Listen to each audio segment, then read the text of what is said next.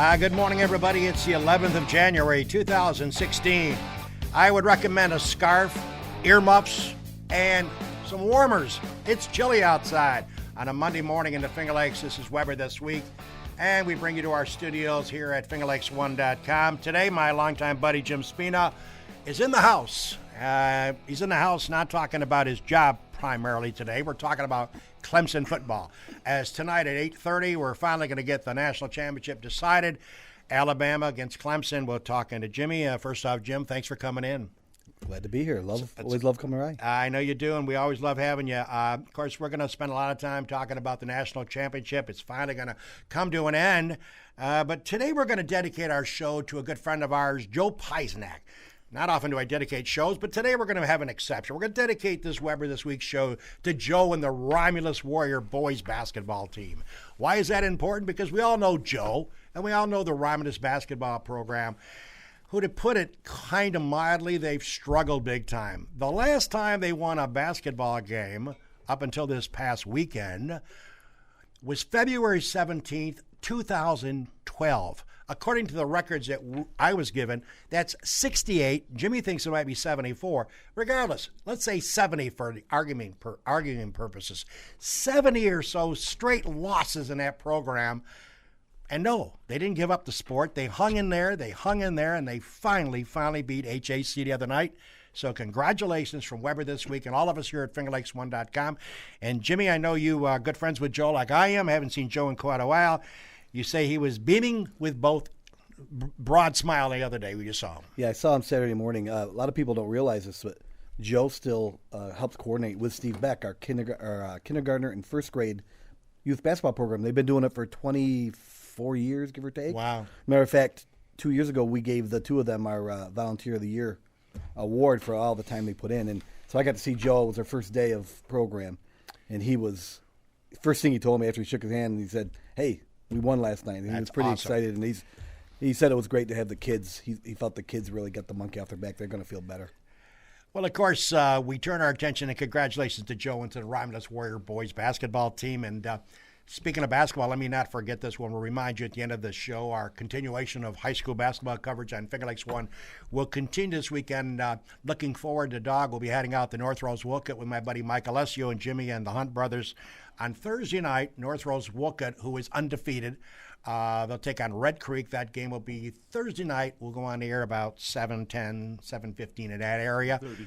Yeah, 7:30. Jim keeps moving up. We'll get on the air sometime that night. But all kidding aside, NRW undefeated. What's amazing to me too, Jimmy, and you follow high school basketball quite closely, and I know Jimmy Spina does as well. I've loved this North Rose Wolcott team when I saw them, and I had the opportunity of doing the game at the New York Chiropractic College when we debuted our coverage this year. Some 25 games we're covering in a regular season. But the other night they won, and they had 5 individuals with double digits. And no, Tyler Norris, the young man who's could be player of the year in the Finger Lakes region, didn't make that top 10, didn't get over 10 points. Pretty amazing. They still dominated without Norris having a typical night that he has. Yeah. So we're looking forward to that one. That'll be on Thursday night here on Finger Lakes 1 TV. Hey, by the way, Jimmy, first off, welcome again. And we should tell everybody who doesn't know Jim, by the way, he is the Commissioner of Parks and Recreation for the town of Seneca Falls. And is it safe to say, Jim, that if there is a water leak tonight or some issue with one of your properties that you oversee, do you have like a pecking order of people going to the scene other than you? It would be anybody but me. So there'll be no calling Jim Spina out of the house. They can call me, but I'm not leaving. So, well, they do have, I do have the DVR if I really had to. Oh, no, let's not get stupid. I could press pause and hope I can come back without somebody telling me. And with your luck, somebody will tell you the score while you're working. Well, listen, let's talk about your love for Clemson. Give us the date when you got I suppose, got that shot in the arm of the Clemson needle. When did that start as a football fan? Well, as a kid, I explained to you before we went on air. As a kid, I loved college football. And in high school, when I was freshman, sophomore, really catching the bug. I always loved football, but really loved college. And at the time, Syracuse football was terrible. And I would watch Saturdays, just whatever routine games. And I one time saw Clemson on. To this day, I don't remember who they were playing. I think it was South Carolina. It might have been the rivalry game. And I just loved the helmet. I thought the helmet was cool. Yeah. I just thought the Tiger Paw was awesome. And The Tiger Paw. kind of let it go. And then a year later, the first game I really remember watching and loving and saying, I saw him was when Woody Hayes slugged Oh, yeah, I remember Charlie that. Bauman, the kid from Clemson. I remember that. And from that point on, I just kind of, whenever I could catch him, I did. And I remember reading an article in Sports Illustrated about the tradition of Clemson, the running of the hill and all that. And just being a college football nut, I just thought it was great to do that. And I started going, and then started getting into it. And then the national championship year, I was a freshman at college. I remember watching it. So from that point on, I've just built from there.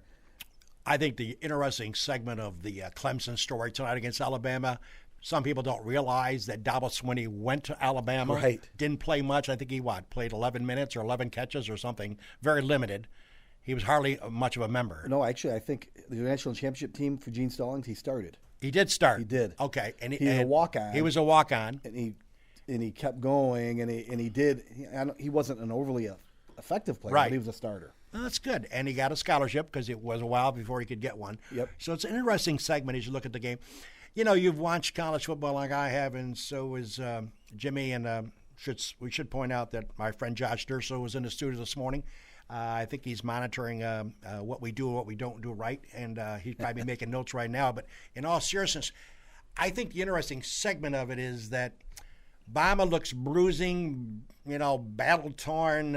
Nick Saban has yet another collection of five-star beefs. They rank him 1 to 5, and he must have, 90% of his team is a 5.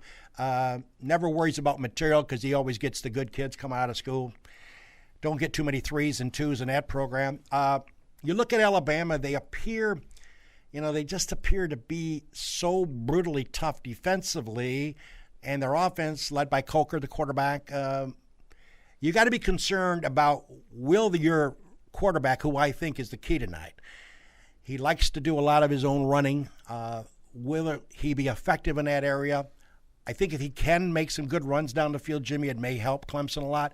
If he can't, I think Alabama may stack up against the defense. That's going to be that's what I'm going to look for tonight. Mm-hmm. What is the quarterback of Clemson going to do? How effective will he do against the Alabama defense? Yeah, one thing you have to remember, they're susceptible to big play. Right. And their defensive backfield is small. Mm-hmm.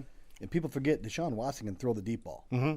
If he has time, right. The offensive line is very good. They're young at Clemson, one people have to realize, this shouldn't have happened for Clemson this year.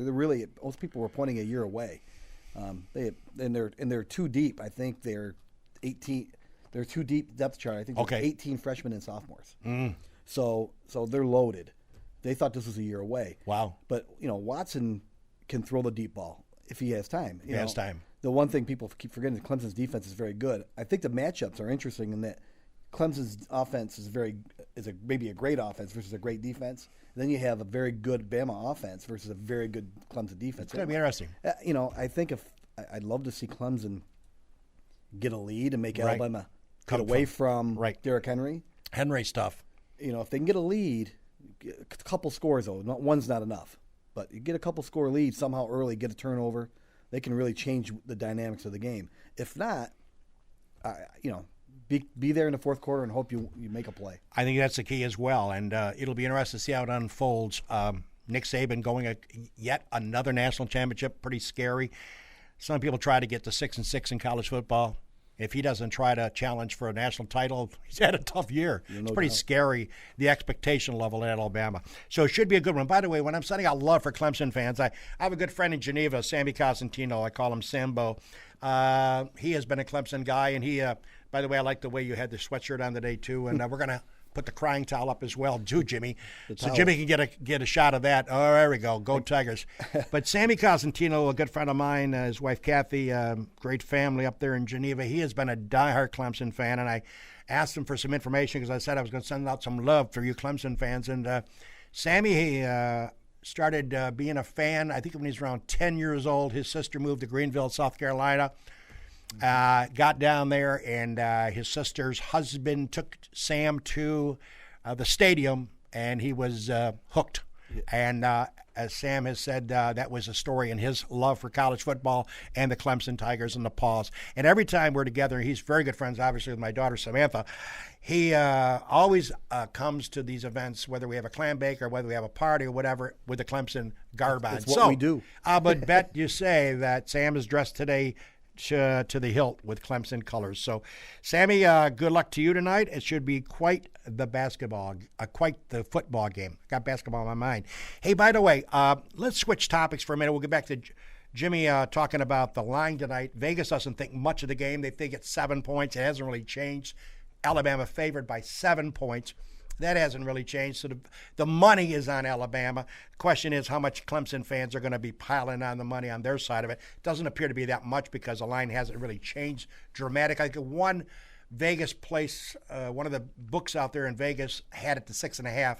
Most of them are at 7 across the board, which means there's not a lot of Clemson money coming in at this point. Keep in mind, there's hours for the game, and the big high rollers will wait for an hour before the game starts to throw down their money. Pretty scary. Hey, by the way, I need to turn my attention now to Jimmy Boeheim. Of course, Syracuse, we all know about the exit that Jimmy had to take because of the NCAA ruling, which I would agree that it was kind of stupid.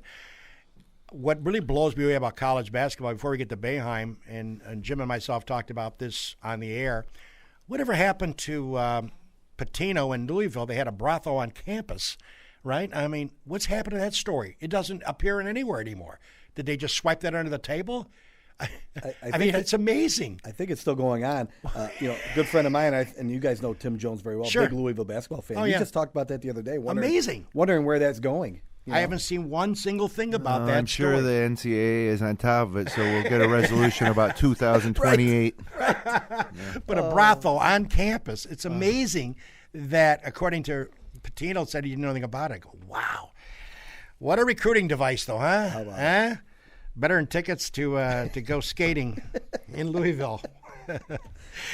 Oh, I know. It just doesn't get any better. But back on Jimmy Boeheim, I was cracking up. The Syracuse Orange are struggling in basketball. They're playing okay, just not getting any W's. That'll change Wednesday night. Boston College comes to town. Won't be so sure about that. Yeah. Right. BC's not that good. They got blown out the other day by Neither's 20-some Clemson. points. Clemson knocked off Louisville just the other Yeah. Oh, that's true, yeah. No, But they're- I think BC will be the savior for Syracuse. They'll get that first ACC victory on Wednesday night. I think myself, Josh, Jimmy, and four of us in this room plus the terror downstairs could beat this BC team. I watched a little film on the other night. I was not impressed. So look for SU finally to post a W. By the way, I got to tell you, Jimmy has been a legend, obviously, at Syracuse. There's nothing quite like watching Jim Boeheim do a post-game conference with the news media. It's amazing. Even when he wins, he's not happy. He's snarkly. He just blasts these stupid press people that he calls them sometimes for asking dumb questions. The other night I had a chance on Syracuse sidelines. It's on Time Warner Cable. And I watched it, and they had Jimmy come out after losing to Carolina, and he was just brutal to the media. Made some references, get your questions ready. I don't have all night. I mean, it was just snarkly and miserable. That's Jim Boeheim, and you can see why the media likes to stick it to him on occasion. No you doubt. can really see it. You really can. If you're a media, you hate them, but for your fans like we are, it is entertaining. It really I mean, is. if you go and Google some of the old ones, some of the ones the classics, it's just some of the stuff that comes out. I could do a top 10. Oh yeah. Him and Calhoun. Calhoun was another one.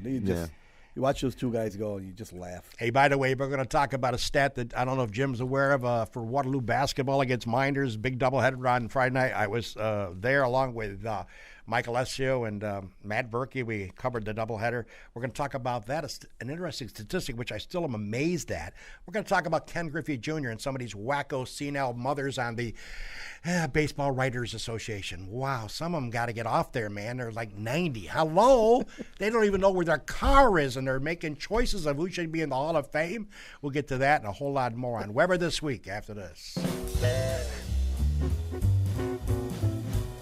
Cayuga Lake National Bank. Bill Ryan and his team for all of your banking needs. Offices in Union Springs and Aurora. A fine sponsor of this show for over 30 years.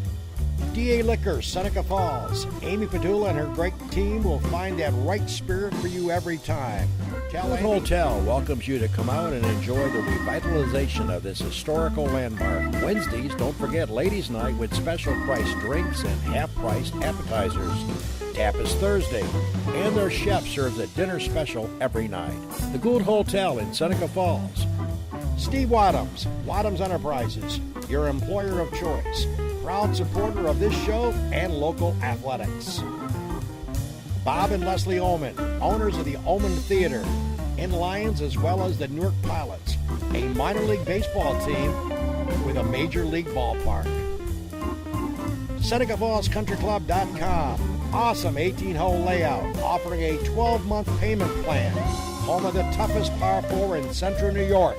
Wilson Press, WPress.com, Seneca Falls. Rich Ricky, my good friend, and his team can handle all of your printing and mailing needs. Rich Ricky, Wilson Press, a fine sponsor of Weber This Week. And we're back. This is the Dog with you on a chilly Monday morning. Hope you all had a nice weekend and all excited about the big game. Now, ladies, I always warn you about this, okay? Girlfriends, wives, mothers, leave the guys alone tonight. I know some women out there follow sports. Don't get me wrong.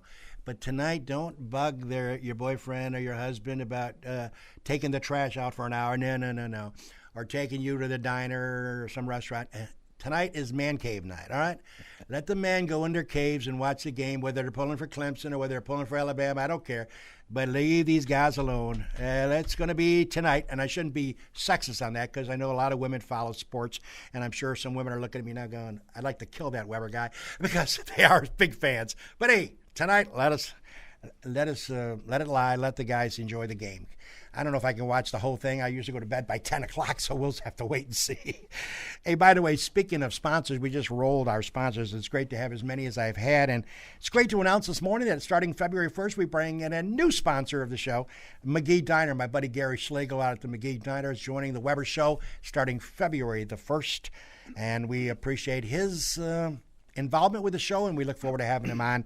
And we'll work on your commercial this week, Gary. So it's nice to have our friends from the McGee Diner joining the show as of February 1st. What really irritates me is about the baseball, these Writers Association. We have the Hall of Fame, of course, Baseball Hall of Fame announced the other night. 2 people got in, obviously, Mike Piazza, who was doubtful, questionable, but he got Jimmy finally the votes that he needed. He got over that 75% threshold to get in as eligible to be a member of the Hall of Fame. Ken Griffey Jr.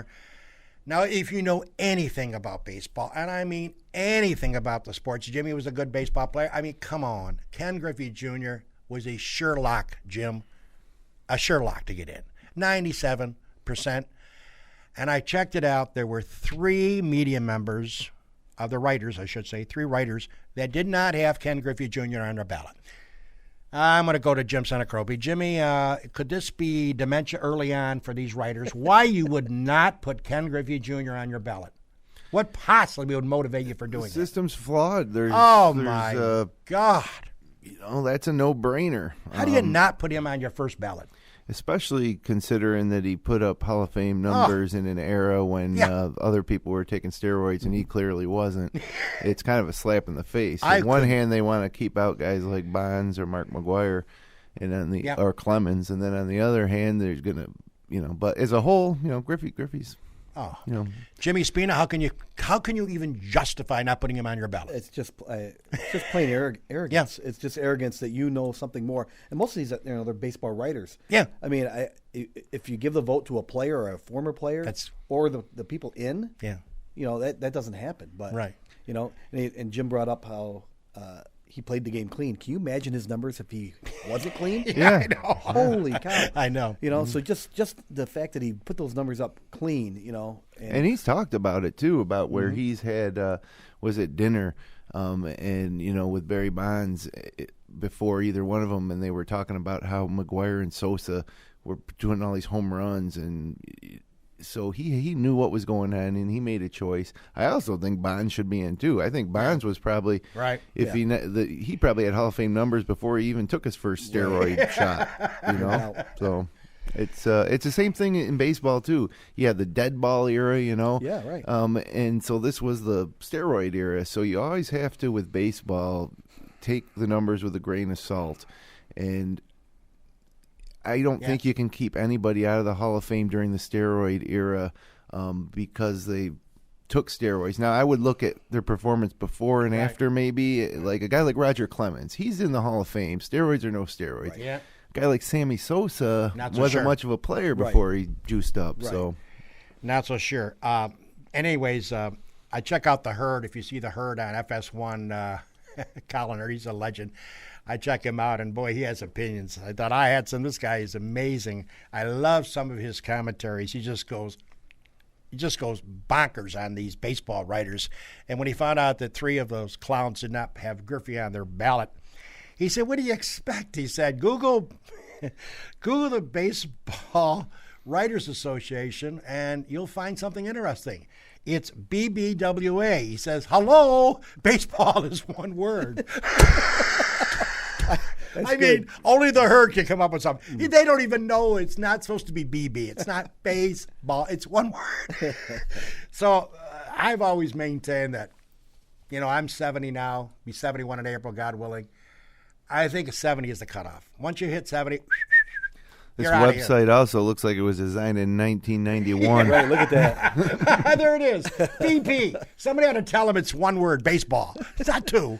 Baseball. Oh, my God. It's tradition now to keep the BB, I think. Oh, my God. What a bunch of clowns. Anyway, Sonelli sets in. Far as I'm concerned, 70, you're out of there. What else? Oh, we got to talk about the big football coming up, baby, this weekend. A lot of games. We can spend hours talking about Mr. Walsh missing a 27-yard field goal. It's a good thing I wasn't the owner of that team because he'd have been at Walmart as a greeter this morning. He not only missed it, he missed it 4 or 5 yards left. Terrible. You must have passed out. I still couldn't believe it. But I said when I came in, I said to Jim, Yep. it's like we all play golf. It's Yeah. that little 2-foot knee knocker, 1-foot knee knocker. Yeah.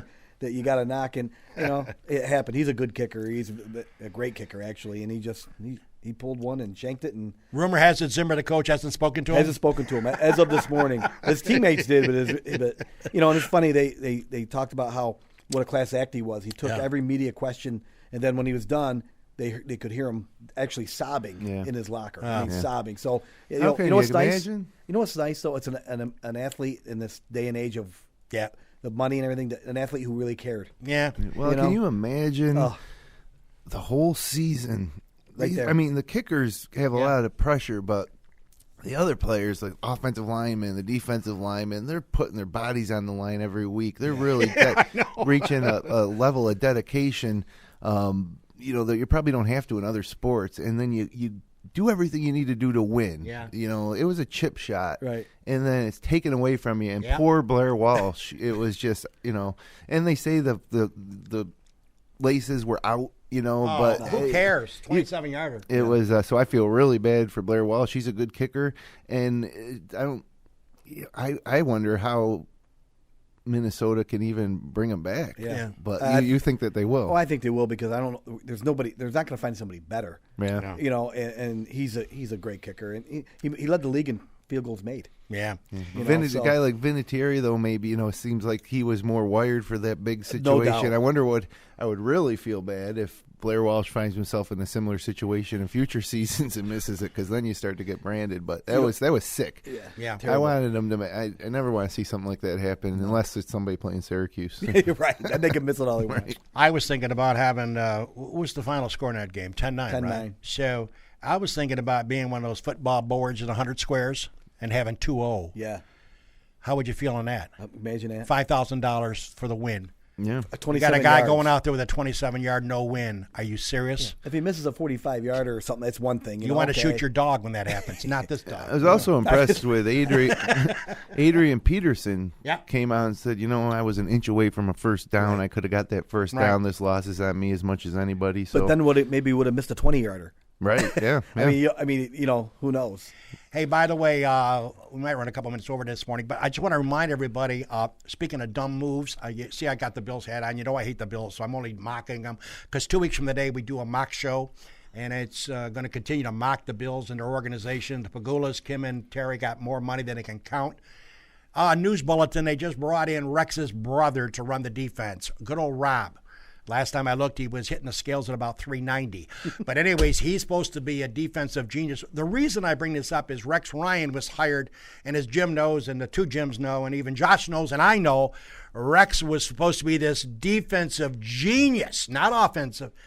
That was how he got his job as a head coach, a defensive genius. We all know what that did this year. Now he brings his tiny brother in, probably spending $2.5-3 million on that clown, and he just got fired by New Orleans several months ago. What did New Orleans do defensively? They gave up about 380 a game in yards, 380. So the Bagulas, I don't know if they're drunk or they blind or they're doing I don't know what they're doing. They just keep adding to payroll, and it doesn't make any sense to me. Why would you bring Rob Ryan in, Jim? Why? I thought bringing Rex was a bad move. I know. And Rex, Rex is a good head coach, given pieces, but I thought they should have gone and got the best offensive guy they could find, and a quarterback guy, right, and go get a quarterback. I don't think Tyrod's going to be the answer long term. I really don't, and bring in an offensive guy. But, Rex was the sexy hire, I think, and now he brings in Rob. It's going to be a circus with those two guys. Who's watching the bank? The Bagulas are just hiring these people, and these guys aren't coming in at $50,000 a year. It's amazing to me. By the way, don't badmouth Rex too much. His son plays for Clemson. Oh, does he really? Yes. Oh, good. I bet you they'll show him in the crowd tonight. I'm sure. Well, they'll probably hire him in the Bills organization. Yeah, he was at the Syracuse-Clemson game in the Dome. Yes, Rex Ryan was. That's right. Why don't we have Rex hire a couple of guys from the Dunn Tire that he does the commercial? Bring them in. Let them be assistants. Why not? Just keep hiring them. But by the way, speaking of mocking the Bills, 2 weeks from today, folks, we do a special Weber show where we just spend all show ripping on the Bills. We're going to bring Tara Irway, who works for Jimmy, downstairs. And at the end of the show, since Rex made an idiot out of himself by guaranteeing a playoff spot, did not get there, he should have taken a pie at the podium. I will take a pie at the end of the show 2 weeks from today. I promise you, Tara's going to get I'm going to get the pie for Tara. She's going to come up. We'll talk to her about what she does here, and she's going to hit me in the face at the end of the show because I want to send a tribute out to Rex, because he should have taken one. That might be the best ratings you guys will ever get. Probably. Close to it. The problem is Jim Senecrobe said, I wonder if I could get to throw a pie at me. Jim said, where do we start? Jim could go alphabetical. Hey, some other notes. Let's not, we'll probably go a couple minutes. Let's talk about the football for next weekend. Run down some lines from Vegas, give you an idea where we are at. On Saturday, New England, 5 points over Kansas City. KC's playing great football. Odds makers like New England at home over KC by 5. This line, if I was a betting man, I would probably go with the Packers. Arizona at home, 7.5. That's a big line. I love that 7.5 point line against Green Bay. They showed the real Packers yesterday in the second half. Carolina, 3 points over Seattle in Carolina. And Denver, kind of a surprise. I'm a Pittsburgh kind of guy. I like to follow the Steelers. 7 over Pittsburgh. Kind of a surprise on that line as well. Oh, by the way, Peyton Manning will be starting for the Denver Broncos. So a couple other reminders. Let's not forget upcoming shows, just to give you a rundown. Next week, we're talking baseball here. Dave Herbst, the owner of the Geneva Red Wings, and Bob Oman, the owner of the Newark Pilots. It won't be long before we talk in baseball. They both will be in. Now Geneva has decided to join the Perfect Game Collegiate Baseball League, a great rivalry between Newark and Geneva. They'll both be here next week for the Weber Show. We look forward to that. And, of course, we do the Rex Ryan mocking on the 25th. Rod Littlejohn, my good friend Dr. Rod, we've been trying to get him for a year and a half. He's coming in on February the 1st. And on February the 8th, Lori Malfitano, the general manager of the Gould Hotel, along with Jason Hagerman, talking about the Gould. We'll run down other people. But let's not forget the big show, which is the really big show, coming up this Friday, a special broadcast. We bring in the two heavyweights for Lago Casino. And that, of course, is Mr. Tom Wilmot Sr., the chairman of the Wilmot Corporation, along with Brent Stevens. Him and Tom are the co-owners or co-chairman of the Lago Resort and Casino. They'll be here at 10 a.m. special broadcast time this coming Friday. Jimmy will be promoting it quite heavily in the next few days. We look forward to having them and Jimmy as the Lago Casino continues to dig some ground and get some things rolling out there. Yeah. Pretty amazing. I think everybody's pretty excited. For the most part, obviously, there's those who, well, there's a few. Rightfully so. I mean, I don't live out there. I don't know how I'd feel either. It's America. It's America, but they've overcome a lot of obstacles, and we're looking forward to talking to Brent and Tom. It's going to be a nice economic engine. Nobody can deny that. No doubt about it. My wife Mary's got her dollar bills ready to shove in those machines. She's excited. I know she will be pumped up. By the way, just recapping, folks, we spotlighted today's show. We tribute out to Joe Peisnack, the Romulus boys, winners after losing 68 to 70 games in a row. They knocked off HAC the other night. Congratulations to the Romulus boys and to Joe Peisnack from all of us. So, Jimmy, I always consider you a close friend. I will give you a benefit of the doubt because whoever I pick on my radio shows, you recall way back when, I was never right. I was 90% wrong. I'm going to pick Alabama tonight to win the game 24-20. I'm picking Alabama to win by 4, not covering the spread, by the way, but I think Alabama will beat them. You, on the other hand, are hoping for an upset. You got a score for us? Well, my heart says Yep. 31-17 Clemson. I think they get a lead. But, trying to be the college football fan I am, I mean, I think 31-17 is if it goes well for Clemson. If it doesn't, I see a close game into the fourth quarter and Alabama just pull away at the end to win one by 10 maybe. Jimmy Senecrope, give us your call. Clemson 42, Alabama 16. Oh, my What? hero. My hero. Yeah. You on drugs? Well, I think 42-16. Clemson's a bit of a team of destiny. I think the SEC as a whole was just a little overrated. Wow. And I don't know. I think 42-16. You think they get that lead in and just change- kind of change the you know game. how in like big time national championship games or Super Bowl, sometimes you analyze, and then when it happens, it's just like one sided. Wow. I think Clemson's defense is every bit as good as Alabama's, honestly. So. Well, I ate a ham sandwich with a tossed salad thanks to Jim Senecrope on a wager that we made on the air. And I'm willing to make another wager, Jimmy, giving you the Las Vegas line. I'm going to give you 7 points and Clemson for another lunch at Reds.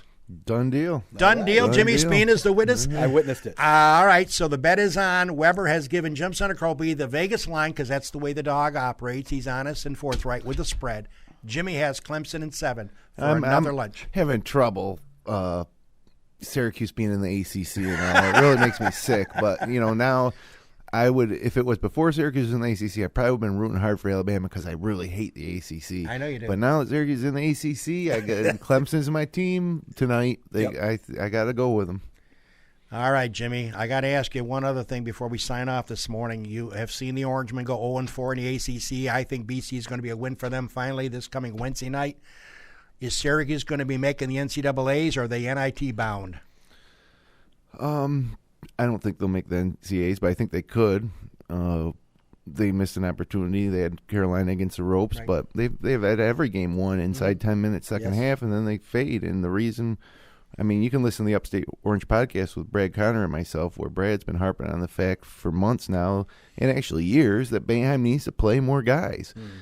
Develop talent, guys like Chinoso Oboko or Frank Howard or even Caleb Joseph, because it's a grind. The season's a grind. And so the fact that we fade late in these games is just an evidence of that. I love Jim Boeheim. I think will turn this team around to some extent, whether it's good enough to get a bid, because I don't think they have the personnel. But, time will tell. Time will tell. All right, folks. We'll catch you again for Jimmy. Thanks for coming in, and good luck tonight for the Clemson Thank you. Tigers. Thanks, Love Jim. being here. Thank you, guys. We'll have you back. Don't forget, folks, Friday, Brent Stevens and Tom Wilmot Sr. special Weber this week's show, 10 a.m. on this coming Friday. We look forward to having you join us as the journey for the Lago Resort and Casino will continue. For Jim Spina, Jim Senecrobe, this is the dog bidding you farewell. Enjoy your week, everybody.